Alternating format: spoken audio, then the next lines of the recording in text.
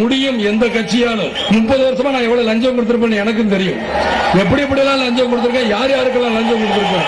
இவங்க சொந்த பந்தம், இவங்க பேரன் பேத்தி முப்பாட்டை முப்பாட்டை அவங்களுக்கு தேவையான மட்டும் தான் சேர்த்து வச்சிருக்காங்க. இது என்னையா கொடுமை? இந்த கொடுமை எனக்கு சுத்தமா பிடிக்கல. சீனாவை பத்தி பேசுறான், அமெரிக்காவை பத்தி பேசுறான், எனக்கு அதை பத்தி எல்லாம் பேச தெரியாது. ஆனா சீனாவில் இருக்கிற மாதிரி வாழ வைக்க தெரியும் மக்களை. கட்சிக்கு வந்தா நிச்சயமாக வறுமை கோட்டு கீழே உள்ள மக்களை நம்மளால் காப்பாற்ற முடியும். ஒரு கூட்டத்தை எந்த மாநாடும் பார்த்திருக்காது.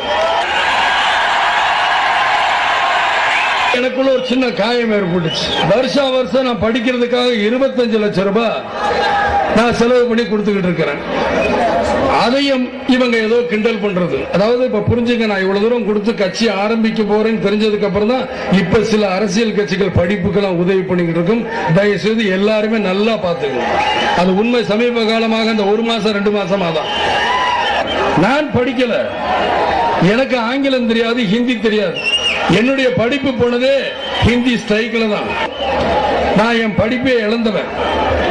ஏர்போர்ட்ல பார்த்தா இதை ஃபில்அப் பண்ண அதை ஃபில்அப் பண்ண நான் என்ன ஃபில்அப் பண்றது, நம்மளுக்கு ஒன்றும் தெரியாதுன்னு